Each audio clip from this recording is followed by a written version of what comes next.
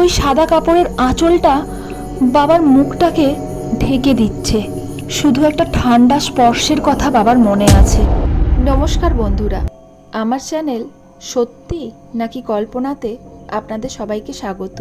আজ আমি আপনাদের এক অলৌকিক কাহিনী শোনাবো, যেটা সত্যি।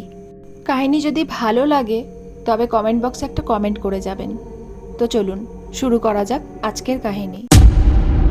সালটা ছিল 1997 বা 98। গরমকালে সন্ধেবেলা কারেন্ট যাওয়াটা ছিল যেন একটা রোজকার অভ্যেস। এমনই এক সন্ধ্যায় ছোট্ট খুকি ও তার ভাই উঠোনে মাদুর পেতে বসে আছে। একদিন আগে পূর্ণিমা গেছে, তবুও চাঁদের মিটিমিটি আলোয় একে অপরকে দেখা যাচ্ছে। খুকি আর খুকির ভাই উঠোনে বসে মুড়ি খাচ্ছে। খানিক বাদে মাও এসে যোগ দিলেন। সন্ধেবেলা বাবা অফিস থেকে ফিরে একটু আধটু মদ্যপান করেন। এটা বাবার চিরকালেরই অভ্যেস। তারপর বাবা অনেক রকমের গল্প বলতে শুরু করেন।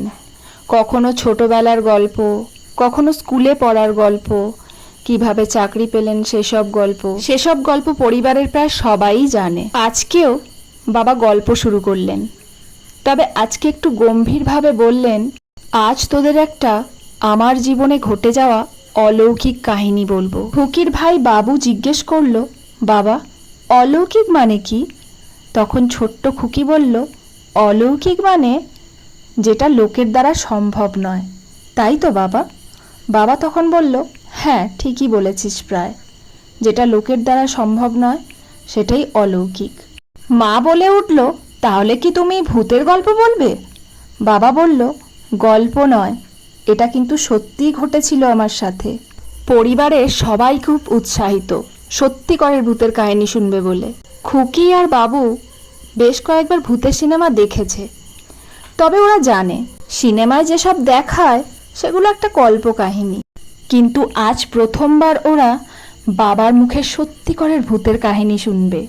বাবা কাহিনী শুরু করলেন। বাবা যখন প্রথম চাকরি পায় তখন বাবার অফিসের বন্ধুর সঙ্গে একটা সরকারি কোয়ার্টারে থাকতেন। কোয়ার্টারটা একটু নির্জন মতো জায়গায় ছিল। লোকের বসতি ছিল, তবে একটু দূরে। চায়ের দোকানও ছিল একটা। সেই চায়ের দোকানে প্রথম যেদিন বাবা আর বাবার বন্ধু চা খেতে যায়, চায়ের দোকানের দাদাটি বলেছিল, আরে দাদা, এই কোয়ার্টারে কেন আপনারা থাকতে এলেন? এই জায়গাটা কিন্তু খুব একটা সুবিধের নয়। স্বাভাবিকভাবেই বাবা এবং বাবার বন্ধু জিজ্ঞেস করেছিলেন, কেন, এখানে কি হয়েছে? উত্তরে চাওয়ালা দাদাটি বলল, পাশের পাড়ার এক গৃহবধূ নাকি কয়েক বছর আগে এই কোয়ার্টারে এসেই আত্মহত্যা করেছিল। এই শুনে বাবা আর বাবার বন্ধু জিজ্ঞেস করলেন, এইখানে এসেই কেন আত্মহত্যা করলো? তখন চাওয়ালা দাদা বলল, আসলে এই কোয়ার্টারে আগে যিনি থাকতেন তিনি একজন সিঙ্গেল মেম্বার ছিলেন। কোনোভাবে ওই গৃহবধূর সঙ্গে এই লোকটির ঘনিষ্ঠতা বেড়ে যায়। গৃহবধূ মনে করত এই লোকটি হয়তো তাকে ভালোবাসে এবং এখান থেকে ওকে আবার বিয়ে করে নিয়ে যাবে। ভুল ভেঙে গেল। বুঝতে পারল লোকটি ওকে ব্যবহার করছিল। লোকটি অলরেডি বিবাহিত। প্রতারণা সহ্য করতে পারেনি সেই গৃহবধূ। সেদিন রাত্রে এসেছিল কিছু জবাব চাইতে, কিন্তু তার আগেই লোকটি কোয়ার্টার ছেড়ে চলে গিয়েছিল। তাই আর সহ্য করতে না পেরে এখানেই গলায় দড়ি দিয়ে আত্মহত্যা করেছিল। তারপর থেকেই নাকি এখানে বিভিন্ন ধরনের আওয়াজ শোনা যায় রাত্রে। চিৎকার চেঁচামেচির আওয়াজ, কান্নার আওয়াজ। সেই জন্য এই দিকে খুব একটা লোকজন আসে না। ওনারাই প্রথম যারা এই ঘটনার পরে আবার থাকতে এলো এই কোয়ার্টারে। বাবা জিজ্ঞেস করলেন, এই আওয়াজ টাওয়াজগুলো কখন হয়? লোকটি বলল, রাত্রের দিকেই হয়। বাবা হো হো করে হেসে বলল, আরে কোনো চিন্তা নেই, সন্ধ্যের দিকে আমাদের একটু সুরাপান করা অভ্যেস আছে, আর সুরাপান করার পর আমাদের আর কোনো হুঁশ থাকে না একেবারে সকাল অবধি। সকালে যখন উঠি একেবারে ফ্রেশ হয়ে যাই। আসলে বাবা বা বাবার বন্ধু এইসব কাহিনী বিশ্বাসই করেনি। ওদের ভয় দেখানোর জন্য এইসব ষড়যন্ত্র চলছে সেটা ওরা বুঝতে পেরেছিল। তাই ওরা একেবারে টেনশন ফ্রি হয়েই থাকতো। দিনের বেলা অফিসের কাজকর্ম সেরে সন্ধ্যাবেলায় ঘরে ফিরে গল্প করে খাওয়া দাওয়া করে কখন যে রাত কেটে যেত বুঝতে পারতো না। সপ্তাহের 5 দিন ওরা একসাথে থাকলেও শনি এবং রবিবার বাবার বন্ধু কিন্তু তার পরিবারের সঙ্গে দেখা করতে চলে যেত। তখন ওই দুদিন দুরাত বাবা একাই ওই কোয়ার্টারে থাকতো। এই রকমই এক শনিবারে বাবার কোয়ার্টারে ফিরতে একটু লেট হয়ে গেল। কোয়ার্টারে ফিরে রান্না করতে আরও লেট হয়ে গেল। সেদিন ভীষণ গরম ছিল, তাই বাবা কোয়ার্টারের সাথেই একটা ছোট্ট উঠোন ছিল, সেখানে গিয়ে বসলো এবং ওখানেই জলযোগ শুরু করে দিল। মৃদু মৃদু হাওয়া বইছে, নেশাটা সবে সবে একটু ধরেছে। হঠাৎ যেন মনে হলো তারে এক টুকরো সাদা কাপড় ঝুলছে। ওদিকে অতটা পাত্তা না দিয়ে বাবা রেডিওতে মন দিল।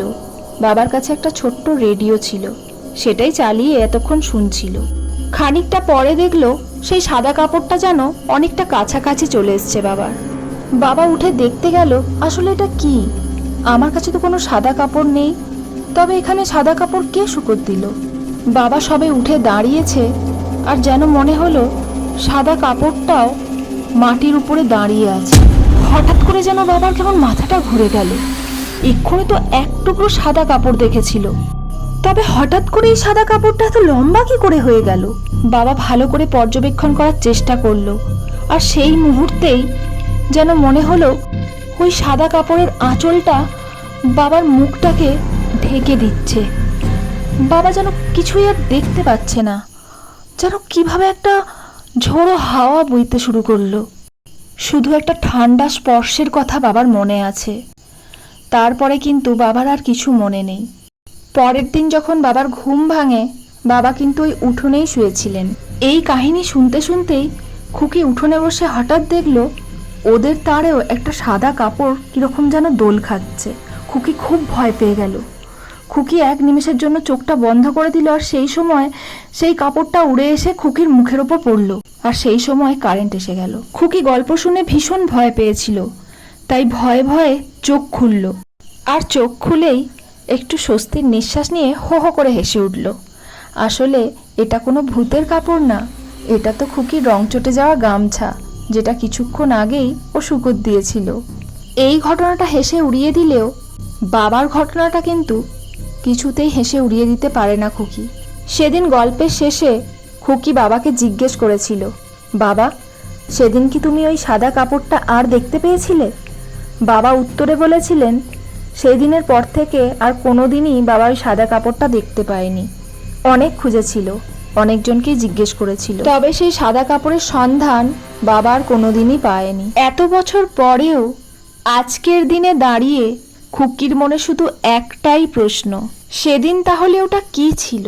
সত্যি নাকি কল্পনা?